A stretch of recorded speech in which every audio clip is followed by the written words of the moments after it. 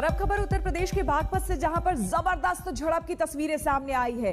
वहां दो दुकानदारों में शुरू हुए विवाद में हिंसक रूप ले लिया। दोनों तरफ से जमकर लाठी डंडे चले, एक दूसरे पर आरोपी हमला करते रहे। मारपीट की घटना को लेकर बाजार में अफरा तफरी मच गई।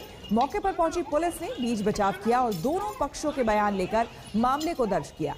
इस मारपीट में 8 लोग गिरफ्तार किए गए।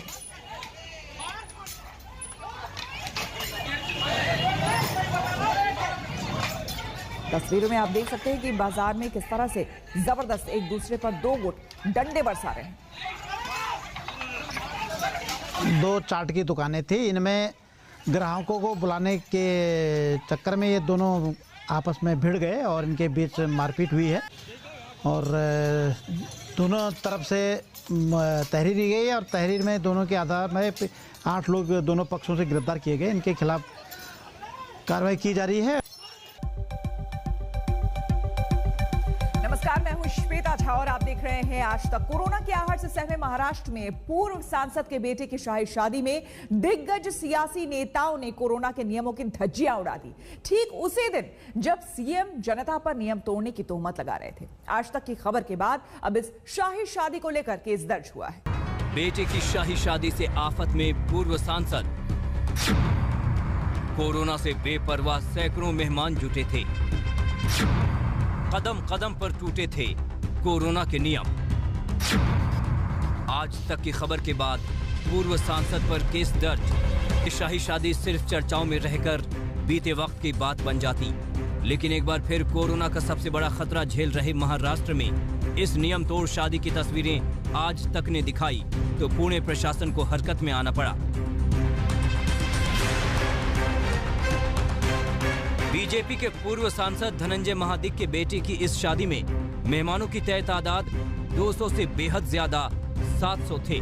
आज तक ने बड़े लोगों की इस पार्टी में कोरोना नियमों की धज्जियां उड़ाने की खबर दिखाई तो पुणे प्रशासन ने पूर्व सांसद धनंजय महादिक पर केस दर्ज कर लिया। बैंक्वेट हॉल के मालिक और मैनेजर पर भी केस दर्ज किया गया। इन लोगों के खिलाफ आईपीसी की धारा 188, 269 और 271 के तहत केस दर्ज हुआ है। राष्ट्रीय आपात स्थिति कानून 2005 भी लगाया गया है। इसके अलावा महाराष्ट्र कोविड नीति योजना 2020 के नियम तोड़ने का आरोप लगा है। पार्टी की तस्वीरें देखिए जो आपको हैरान कर देंगी। रविवार को हुई ये वीवीआईपी पार्टी महाराष्ट्र में सबका साथ कोरोना का विकास की दास्तान। बधाई देने के लिए महाराष्ट्र के पूर्व मुख्यमंत्री देवेंद्र फडणवीस पहुंचे हैं कि गुलदस्ता देते देवेंद्र फडणवीस ने मास्क नहीं पहन रखा है।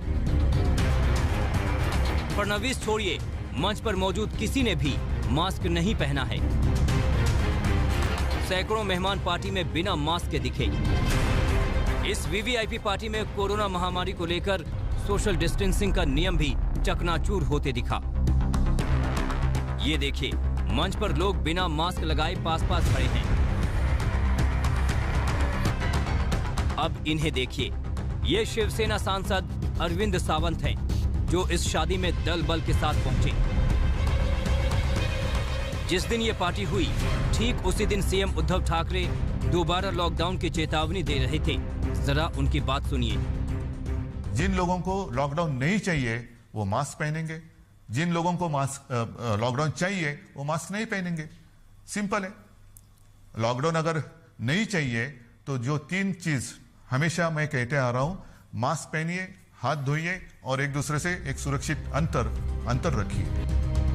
नियमों के मुताबिक पुणे में शादी समारोह के दौरान 200 मेहमान बुलाए जा सकते हैं, लेकिन बीजेपी के पूर्व सांसद की पार्टी में 700 लोग शामिल हुए, जिसमें शिवसेना सांसद संजय राउत, आरपीआई आठवले के रामदास आठवले और एनसीपी चीफ शरद पवार का नाम भी शामिल है। 2 तस्वीरें देखिए। जिमखाना में हुई एक शादी में 350 मेहमान आए तो मैनेजर के अलावा दूल्हा दुल्हन के माता पिता पर केस दर्ज हो गया। लेकिन पुणे के इस वीवीआईपी पार्टी को लेकर केस तब दर्ज हुआ जब आज तक ने खबर दिखाई। वीवीआईपी पार्टी छोड़िए, जो उद्धव ठाकरे सोशल डिस्टेंसिंग को लेकर जनता को पाठ पढ़ाते हैं, उन्हीं के सरकारी कार्यक्रम में दूरी है जरूरी का नारा गायब हो जाता है। मुख्यमंत्री, सांसद, विधायक, पार्टी चीफ होना एक बड़ी जिम्मेदारी है। जनता अपने नेता को देखती है और बर्ताव करती है। लेकिन पुणे की इस पार्टी ने बता दिया कि कई नेता खुद को नियम कायदों से ऊपर मानते हैं। एक और राज्य के मुख्यमंत्री उद्धव जी ठाकरे जिस दिन कोरोना के गाइडलाइंस जारी कर रहे थे, लोगों को मास्क पहनने की चेतावनी दे रहे थे, ठीक उसी ही दिन वीवीआईपी लोग, कुछ मंत्री, सत्ता में दखल रखने वाले बड़े लोग, पूर्व मुख्यमंत्री बिना मास्क शादी समारोह में दिखाई दिए। बड़े लोगों के इस बर्ताव से लोगों में गलत संदेश जाता है कि कोरोना के नियम जनता के लिए कुछ और बड़े लोगों के लिए कुछ और। कैमरन गोपाल हरने के साथ पंकज खेलकर, पुणे, आज तक। और बड़ी खबर आपको बता दें एक बार फिर, आज पेट्रोल और डीजल का भाव बढ़ गया है। दिल्ली में आज पेट्रोल 25 पैसे प्रति लीटर और डीजल 33 पैसे प्रति लीटर महंगा हुआ है। इसके मुताबिक दिल्ली में अब 1 लीटर पेट्रोल 90 रुपए 83 पैसे में और 1 लीटर डीजल 81 रुपए 32 पैसे में मिल रहा है। आपको बता दें कि लगातार पेट्रोल और डीजल के बढ़ते दामों की वजह से विपक्ष भी सरकार को घेर रहा है। जगह जगह विरोध प्रदर्शन देखने को मिल रहे हैं। इधर जनता त्रस्त है लगातार पेट्रोल डीजल के बढ़ते दामों को लेकर। विपक्ष का यह कहना है कि जब अंतर्राष्ट्रीय बाजार में कच्चे तेल की कीमत कम है, उसके बावजूद लोगों को यहां पर क्यों इतना महंगा पेट्रोल खरीदना पड़ रहा है। अगर सरकार टैक्स कम करे तो शायद ये बोझ कम हो सकता है। डीजल और पेट्रोल पर केंद्र और राज्य सरकारें तो कमाई कर रही है, लेकिन आम जनता का दम निकल रहा है। देश में कई जगह पेट्रोल की कीमतें 100 रुपए प्रति लीटर को पार कर गई है। कुछ राज्यों ने अपने टैक्स भी घटाए हैं। उधर भारत नेपाल सीमा पर डीजल और पेट्रोल की तस्करी भी शुरू हो गई है, क्योंकि नेपाल में तेल भारत से सस्ता है।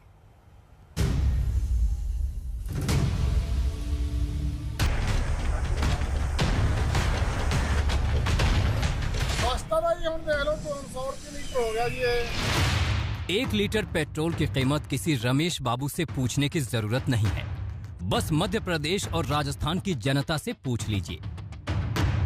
राजस्थान के श्री गंगानगर में एक्स्ट्रा प्रीमियम पेट्रोल 104 रुपए प्रति लीटर और सामान्य पेट्रोल 101 रुपए 22 पैसे लीटर मिल रहा है।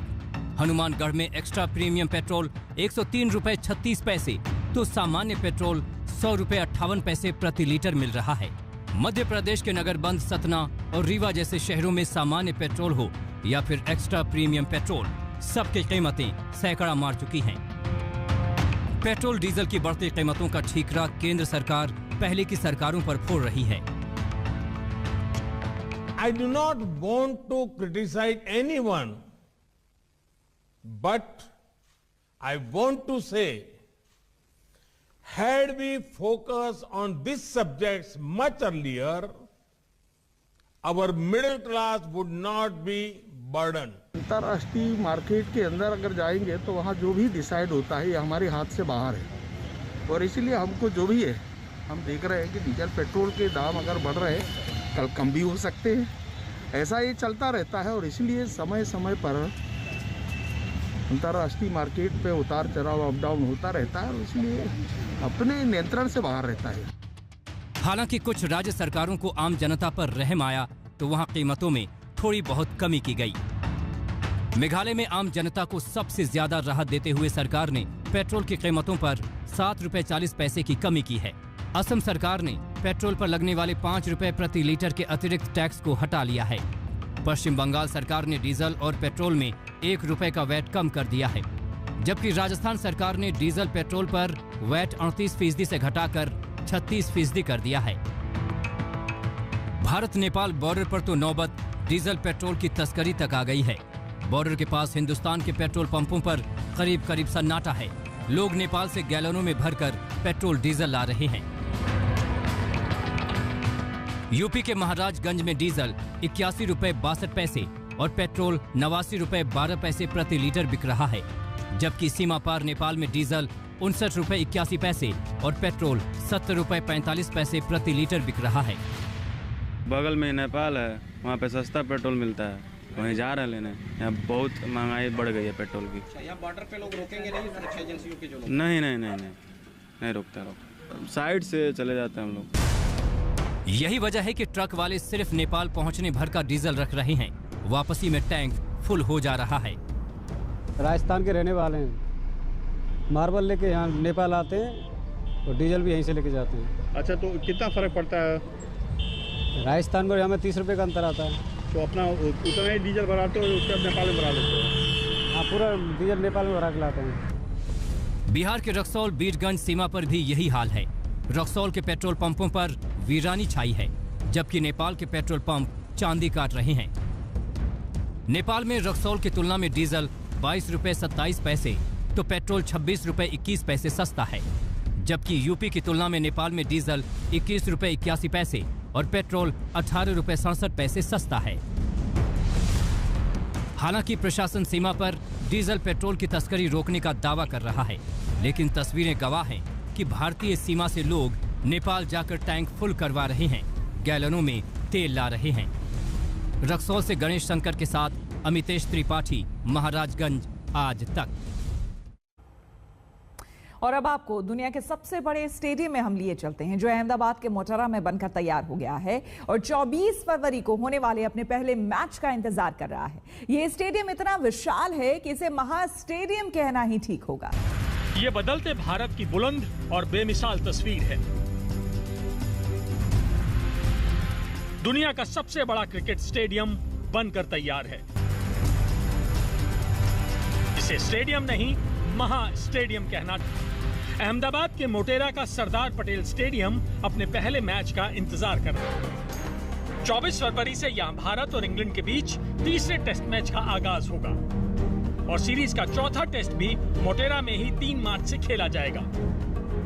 तो देर मत कीजिए, कोविड नियमों के मुताबिक पहले मैच में करीब 55,000 लोग स्टेडियम में होंगे, यानी 1,10,000 की क्षमता वाले स्टेडियम की आधी क्षमता ही इस्तेमाल की जाएगी। विश्व का ये सबसे बड़ा क्रिकेट स्टेडियम है। यहाँ 24 फरवरी को पहला भारत और इंग्लैंड का टेस्ट मैच होने जा रहा है और इसी टेस्ट मैच में डे एंड नाइट मैच होगा ये, और 24 फरवरी को इसकी शुरुआत भी होगी, क्योंकि 6 साल बाद इस मैच को यहाँ पे खेला जाएगा। तो उसके लिए जो लोगों का एक्साइटमेंट है वो सबसे ज़्यादा है। वही 24 फरवरी को प्रेसिडेंट भी यहाँ पे पहुँच रहे हैं और इस ग्राउंड का मोटेरा स्टेडियम की क्षमता, इसकी खासियत बेजोड़ है। ये न सिर्फ दुनिया का सबसे बड़ा स्टेडियम है, बल्कि इसमें कई बातें बिल्कुल अलग हैं। स्टेडियम में खिलाड़ियों और दर्शकों के बीच में एक भी पिलर की अड़चन नहीं है। दुनिया का पहला स्टेडियम है जहां 11 अलग अलग पिच तैयार की गई है। 5 पिच के निर्माण में लाल मिट्टी और 6 पिच में काली मिट्टी का इस्तेमाल हुआ है। मोटेरा में मेन ग्राउंड के अलावा 2 प्रैक्टिस ग्राउंड भी हैं।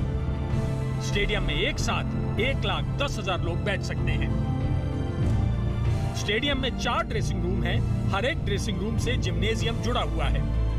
मोटेरा में अत्याधुनिक क्लब हाउस भी है। 76 वीवीआईपी कॉर्पोरेट बॉक्स तैयार किए गए हैं, जहां वीवीआईपी बैठकर मैच का लुत्फ उठाएंगे। बारिश में भी मैच रद्द होने का खतरा नहीं है, क्योंकि सॉइल ड्रेनेज सिस्टम के जरिए आधे घंटे में ही मैदान को फिर से तैयार किया जा सकता है। विश्व के सबसे बड़े क्रिकेट स्टेडियम के इस वक्त ग्राउंड पर हम हैं और यहाँ पे आपको दिखाते हैं जो पिच बनाई गई है। ये पिच करीब 11 अलग अलग पिच बनाई गई है, जिसमें रेड सॉइल और ब्लैक सॉइल के जरिए 11 पिच को तैयार किया गया है। मोटेरा स्टेडियम में डे नाइट मैच खेला जा सकता है। स्टेडियम में एलईडी लाइट्स का उपयोग किया गया है। खास तरह की रोशनी के बीच गेंद और बल्ले का रोमांच क्रिकेट प्रेमियों के लिए भी किसी तोहफे से कम नहीं। इसके साथ ही स्टेडियम में इंडोर प्रैक्टिस पिच भी बेहद खास है। तो हो जाइए तैयार दुनिया के सबसे बड़े और शानदार स्टेडियम में क्रिकेट और रोमांच का मजा लेने के लिए। अहमदाबाद से गोपी घांगर के साथ वशिष्ठ शुक्ला, वडोदरा, आज तक। हमारे लिए वक्त हो गया है एक छोटे से ब्रेक का। बने रहे हमारे साथ, देखते रहिए आज तक। नमस्कार, मैं हूं अंजना ओम कश्यप। हमें उम्मीद है ये वीडियो आपको पसंद आया होगा। लेटेस्ट खबरों के लिए यूं ही देखते रहिए आज तक और इस वीडियो के पसंद आने पर लाइक, शेयर एंड सब्सक्राइब करना ना भूलें।